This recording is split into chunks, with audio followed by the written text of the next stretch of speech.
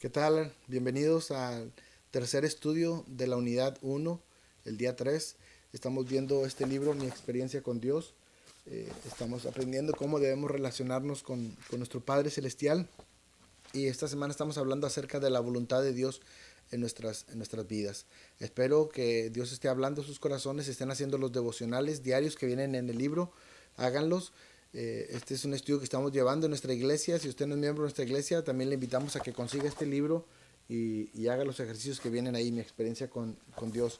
Es una bendición y tiene temas bien importantes que nos ayudan a darnos cuenta de la importancia de esa relación íntima que debemos de tener con Dios. Y como les digo, estamos hablando acerca de la voluntad de Dios en nuestras vidas. De esto estamos hablando toda esta semana. El día de hoy vamos a ver cómo aprender a ser un siervo de Dios. Y el mismo Señor Jesucristo vino y Él nos enseñó cómo es que nosotros podemos ser siervos y cómo es que debemos ser siervos. El mundo tiene un concepto de lo que es ser siervo de Dios, pero no es el mismo concepto que la palabra de Dios nos enseña. El concepto del mundo es que hay un jefe y luego el subordinado, el siervo, hace lo que el jefe le dice. En la palabra de Dios no es tanto, no es exactamente algo parecido a esto. Miren lo que dice Filipenses 5, perdón, 2 5 al 8. Dice, haya pues en vosotros este sentir que hubo también en Cristo Jesús, el cual, siendo en forma de Dios, no estimó el ser igual a Dios como cosa a que aferrarse, sino que se despojó a sí mismo, tomando forma de siervo, haciéndose semejante a los hombres, y estando en la condición de hombre, se humilló a sí mismo, haciéndose obediente hasta la muerte y muerte de cruz. Mira lo que le llevó el ser siervo. Estuvo dispuesto hasta morir. De hecho, murió por nosotros, una muerte terrible, ¿verdad? Así es que Jesús nos describe su propio papel de lo que es ser un siervo y es lo que Él espera que nosotros seamos. Miren lo que dice Mateo 20, 26 al 28. Dice, el que quiera hacerse grande entre vosotros, este será vuestro servidor, y el que quiera ser el primero entre vosotros será vuestro siervo. Como el Hijo del Hombre no vino para ser servido, sino para servir y para dar su vida en rescate por muchos. Este es el concepto bíblico de lo que es ser un siervo. Entrega, servicio, amor. Y el mismo Señor Jesucristo nos puso, ¿verdad? Lo que iba a hacer. Él mismo dijo, así como el Padre me envió, yo también los envío. Es decir, yo vine a ser siervo y yo espero que ustedes también sean siervos. Siervos que estén dispuestos a someterse a la voluntad del Padre. Recuerden, el día de ayer estábamos viendo que la comida, decía Jesús, mi comida es que yo haga la voluntad de mi Padre. Lo más importante para Jesús era simplemente hacer la voluntad del que lo había enviado. De esta manera era siervo de aquel que lo había enviado. Era su prioridad hacer su voluntad. De la misma manera, Dios espera que nosotros seamos ese tipo de siervos, que lo más importante es hacer lo que Él manda, lo que Él dice. Esos siervos comprometidos a cumplir la voluntad del Padre. Hay un ejemplo bien bonito que nos pone aquí el libro. Habla acerca de cómo, qué tipo de siervos nosotros podemos ser. Siervo es aquel que sirve y nos pone un ejemplo. Habla acerca del alfarero y nosotros, el alfarero siendo Dios y nosotros siendo el barro. El barro somos nosotros los siervos. Y hay dos cosas bonitas que pasan con el alfarero y con el barro. El alfarero tiene el barro en sus manos y él hace lo que él desea con ese barro. Él le da la forma que él desea. Entonces lo primero que él hace es que moldea el barro en sus manos, lo moldea y hace, digamos, una taza, un plato, no sé, una olla, y él la moldea, él le da la forma que él quiere. Y luego después, ese vaso, ese plato, tiene que permanecer en las manos del alfarero para ser de utilidad hacia él.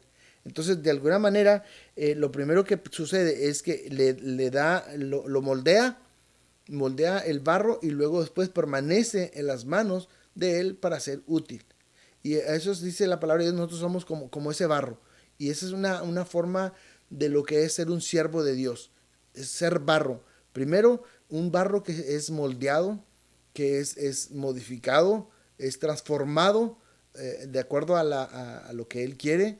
de acuerdo a la palabra de Dios, de acuerdo a su voluntad, es moldeado y luego debe permanecer en las manos del alfarero, debemos de permanecer en las manos de Dios para ser de utilidad. Es decir, si nosotros queremos ser siervos útiles de Dios, primero tenemos que permitir que Él nos transforme, que Él nos moldee, que Él nos lleve a hacer lo que Él quiere. ¿Y cómo se logra eso? Pues conociendo su voluntad y obedeciéndola. Y después de que Él nos moldea o mientras nos moldea, entonces nosotros ahora permanecemos en sus manos para ser útiles, para ser su siervo. Un vaso guardado en la alacena no sirve de nada, por sí solo no sirve. Tiene que estar en las manos de la persona, las manos del dueño para que pueda ser de utilidad. De la misma manera nosotros en las manos de Dios es que somos útiles. El pasaje que estamos aprendiendo es Juan 15:5 que dice: yo soy la vid, vosotros los pámpanos, el que permanece en mí y yo en él, este lleva mucho fruto, porque separados de mí nada podemos hacer. Esto es bien claro. Para ser siervos útiles tenemos que estar en las manos del Padre, en las manos de Dios, y tenemos que dejarnos moldear, y somos moldeados por la voluntad de Dios. Otra vez, no por la voluntad de mis padres, la voluntad de mis abuelos, la voluntad de mis amigos, el pensamiento del mundo, o ni siquiera la voluntad de mi experiencia, de mis propios deseos. Tiene que ser la voluntad del Padre la que moldea mi vida. Este es el tipo de siervos que Él espera que nosotros hagamos. El mundo tiene un modelo muy distinto, ¿verdad? Y este modelo responde a, digamos, como les decía ahorita, hay un señor y luego hay un siervo. El siervo responde simplemente a las órdenes de su señor. En el modelo divino, o el que la palabra de Dios nos enseña, es que nosotros primeramente nos relacionamos con Dios y luego respondemos a Él. Es decir, nos ajustamos a su voluntad.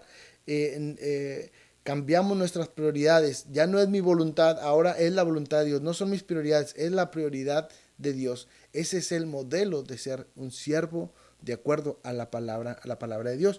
Y este estudio nos da un ejemplo en Primera de Reyes 18, 16 al 39. Habla de Elías. ¿Recuerdan cuando Elías confrontó al pueblo de Israel porque se habían separado de Dios y se habían ido tras Baal, un dios pagano? Y él los lleva al monte Carmelo y les dice: vamos a demostrar cuál es el verdadero Dios.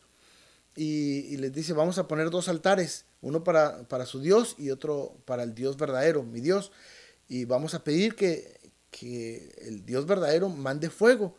Y Él les da oportunidad para que ellos primero escojan el buey que van a sacrificar y pongan su altar, y luego los deja que pidan, y más de casi todo el día, más de mediodía, ellos oran y piden para que su Dios Baal mande fuego. Lo tienen ahí enfrente, y este Dios pues nunca manda fuego, ¿no?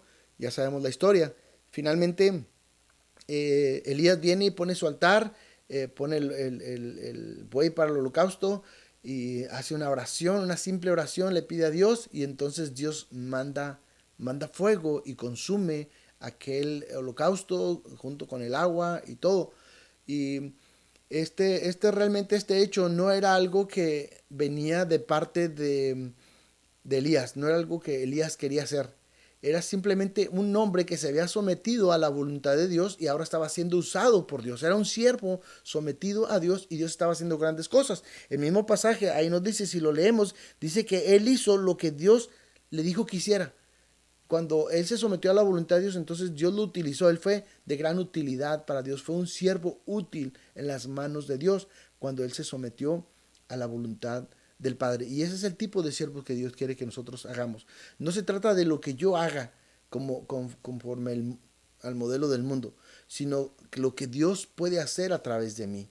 No se trata de mi voluntad, se trata de que yo haga la voluntad de Dios. Eso es ser un siervo de acuerdo a la palabra de Dios. Y eso espera Dios de cada uno de nosotros, que su voluntad se vuelva lo más indispensable para nosotros, que yo esté dispuesto a seguirla, me cueste lo que me cueste, me guste o no me guste, la entienda o no la entienda, y yo sirvo y yo vivo para la voluntad del Padre.